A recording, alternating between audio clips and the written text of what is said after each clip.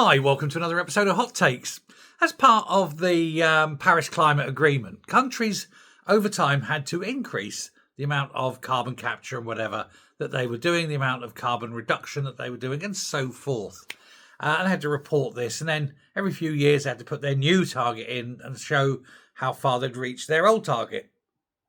It's all part of this this scheme that they came up with as part of that climate agreement. And all 200 countries, I think, virtually all 200 countries in the world signed up for it. It's been going several years now. But the other day, the new target deadline was passing, and all 200 countries had to put into the United Nations their new targets, what they hope to achieve in the next, I think it's 7 years or whatever it is.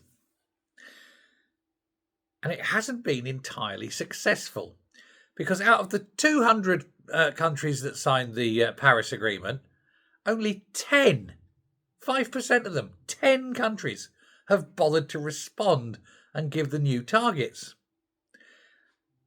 China and India, of course, haven't. They're the two biggest polluters in the world. Indeed, between the two of them, that's over 50%. No country in the EU has done it. Britain hasn't done it. America hasn't done it, although America probably won't anyway. They're loath to do anything like this. Indeed, Trump is trying to pull America out of the UN, isn't he? And move the UN building away from New York and to Africa somewhere.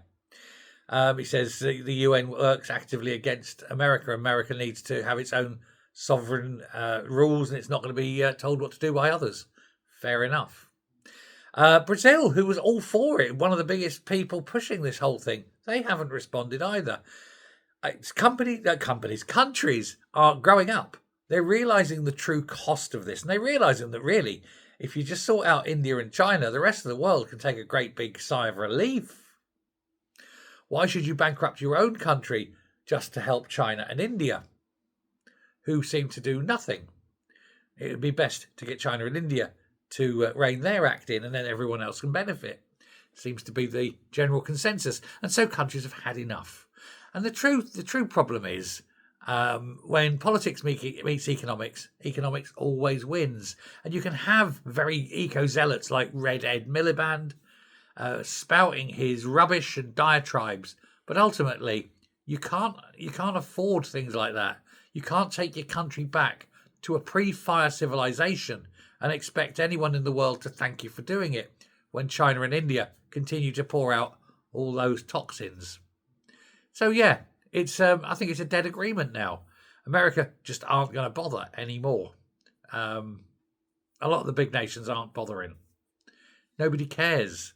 They all know who the problem is. Why should they suffer for someone else's waste and trouble?